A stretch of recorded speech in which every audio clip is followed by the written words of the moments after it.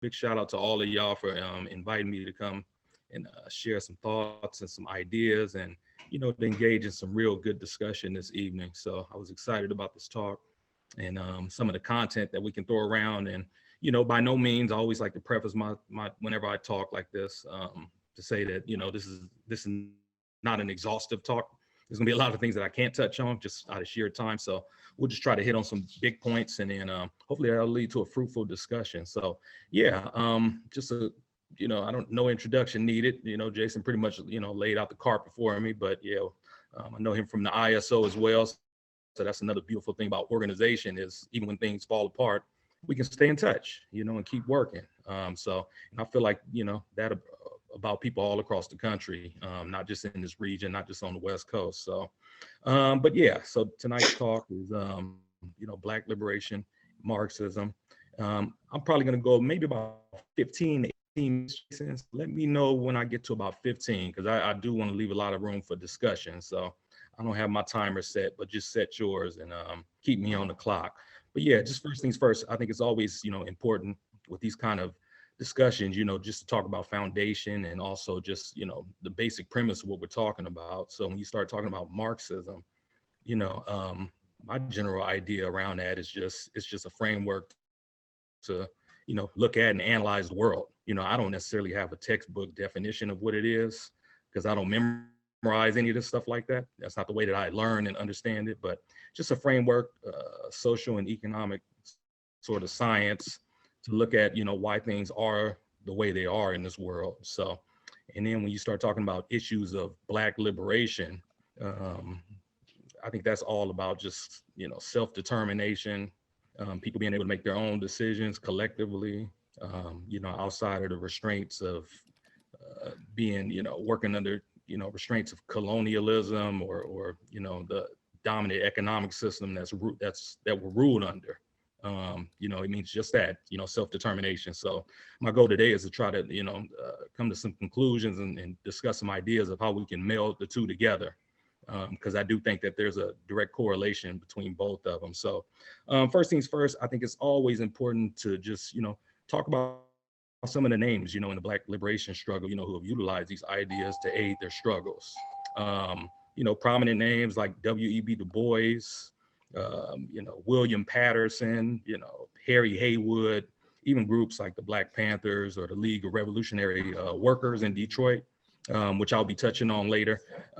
People like Claudia Jones and Ella Baker, these are all, members of the Black freedom struggle, who span, the entirety of the last century and the century before, who utilized these ideas of Marxism. Even if they didn't utilize them explicitly, they were Marxist adjacent because they were always working with activists, who have very radical ideas. So I think it's always important to highlight that because a lot of people try to make Marxism seem like it's this white thing or whatever, but no, we own it too. And not just us, Black folks domestically, but also, the Pan-Africanists, struggle around the world, or the third world nations, the non-aligned movements. Most of those countries, when they gained their independence, they were using socialist and Marxist frameworks, to lead their revolutions or to throw off the yoke of, European imperialism. So I think that's important. And then just a quick little anecdote about myself, how was I attracted to Marxism? And I think this is important for certain audiences because I think one of the things that we try to take away from these talks is, how can we take them into the streets and how can we apply them? So I think I was kind of a little bit of maybe an anomaly because I was looking for something, but I didn't know what it was. But once I started coming across these ideas, it just made perfect sense. The first book that I had read and bought was from the ISO at USC. And it was, I didn't go to USC, but I was working in the area. And they sold me a pamphlet of Rosa Luxemburg, Reform and Revolution and the Mass Strike. And I was like reading that and I was just like, man, I didn't even understand all of it, but it just clicked. It just made sense. So that's the first Marxist book that I read. And it's been on ever since, read the Communist Manifesto and just a lot of the classics, What is to be Done by Lenin. And then, definitely all the Black Marxists as well, C.L.R. James and Claudia Jones and Claude McKay, people like that. Even some of the, some of my favorite writers who were around, leftists like, Ralph Ellison and Langston Hughes. I was like, okay, why were they attracted to this? Lorraine Hansberry, one of my favorite playwrights, Raising in the Sun. I love watching that, but I didn't know that she was around these ideas and, they influenced her. So I thought that was dope. So yeah, that's kind of like my quick intro. So now I want to just talk about sort of the origins of Marxism and the Black freedom struggle. And, we always got to posit and talk about, chattel slavery, because that was, largely our beginning in this country. And I think it's a great way to sort of understand how a Marxist framework, worked towards helping us understand why we were in that position and, how that system was maintained and what was it about. So, for folks who don't know, slavery was nearly 300 years of free, labor. It's basically stolen from Black folks. Black folks were stolen from Africa to come over here and, labor and provide, super surplus, value on profits. Um, it's slavery was at the heart of a lot of the birth of what we now know as modern capitalism. Um, as Marx said in Das Kapital, I like using this quote here. I don't do a lot of quotes, but I think this one's pretty prescient. And when he started talking about this, he said, if money comes into the world with a congenital blood stain on one check, capital comes dripping from head to toe from every pore with blood and dirt. So what he's talking about there is, primitive accumulation of the system of capitalism. This didn't just drop out of the sky. For a lot of people who, may not know, and this is something I kind of use with a lot of people who talk about Black capitalism. I'm always, always throw in their face, how are y'all going to get the means of production? Do you got an army? Are you going to be able to take lands? Because that's how these folks got rich. It was through slavery. It was through colonialism. It was through theft of land. It was through evicting people off of land. So a primitive accumulation, chattel slavery was at the center of that. And it was a very violent institution. It wasn't something that they did nicely. A lot of blood, a lot of death. So where am I at now? Okay. So another thing I think we have to understand about, slavery is also political economy as well. And I think this is very important because when you start to talk about, what's at the heart of this system that we're going up against, I believe a Marxist analysis is something that you need to utilize to really understand it. And I think the Field Sisters, I don't know if people have read, Racecraft by Barbara and Karen Fields, but I love a quote that they have out of there too when they start talking about, what was the purpose of slavery? Because there are some people who say, well, slavery was just about race. No, no, it wasn't. That was a part of the framework we'll talk about in a minute. But at the heart of it was this. Um, what they talked about is that the primary production process of slavery was producing tobacco and cotton and other resources like that. It wasn't meant to produce white supremacy. Like the white supremacy is important. It's good for us to understand that, and racism. But no, it was about commodities. It was about profits. That was the underlying engine of slavery.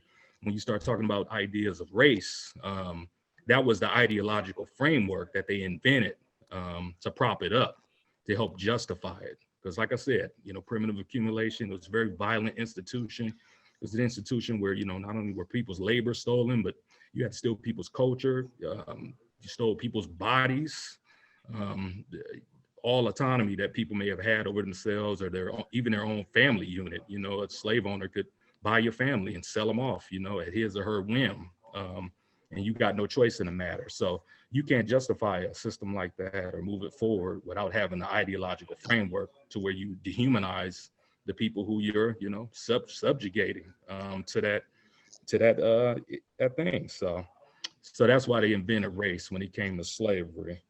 Grab some other stuff. Yeah, and also, I think it's just kind of a long story short in that section. The back of slavery was ultimately broken, by a civil war. And you may ask yourself, okay, what does that have to do with Marxism? Well, at the time, Marx, he was heading up the first international, him and his comrades. That was the first, working men's association of where they just culled all these workers from around the world, where they were trying to put together a big international to have a working class revolution. But there was a big, sore thumb sticking out. That was the American working class, where you had laborers in the North, working for, pennies and really substandard wages. And part of the reason that existed is because they had to compete with, labor that was bonded.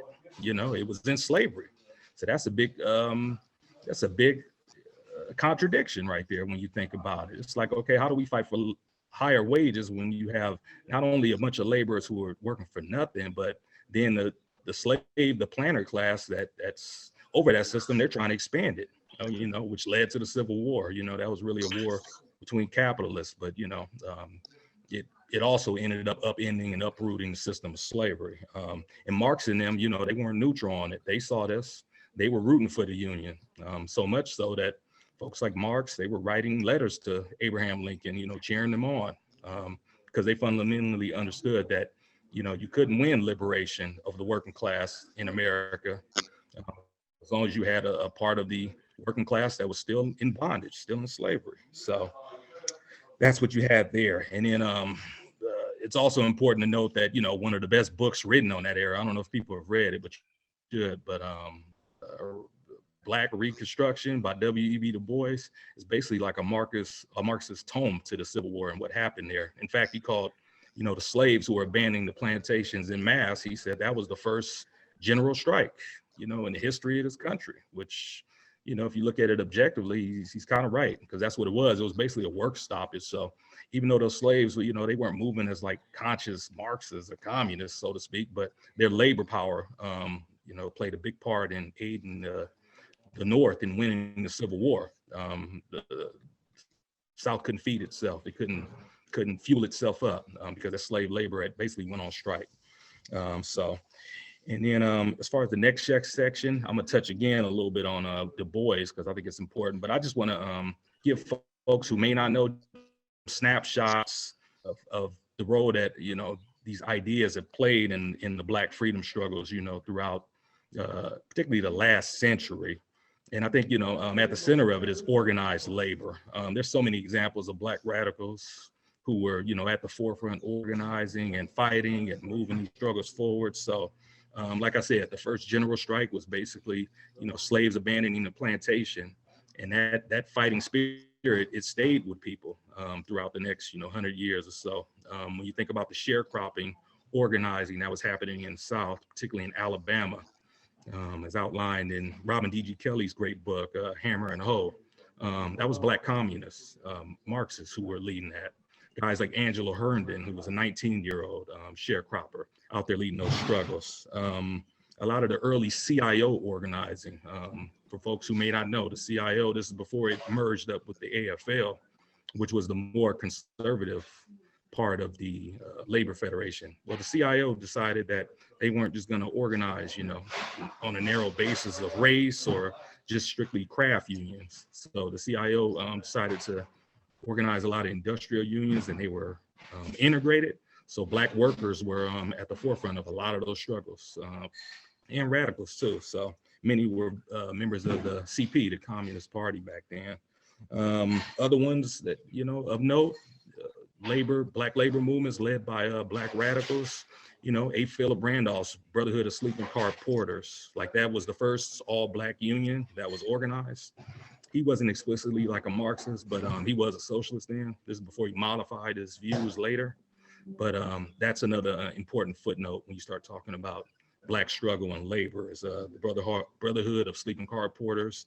And then a little bit later on, you had groups like the League of Revolutionary Black Workers in Detroit.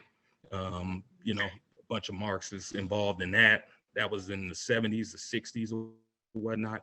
The IOWU branch up in Oakland, which, refused to load ships headed to apartheid South Africa or to send money or to send supplies to the Contras in Nicaragua.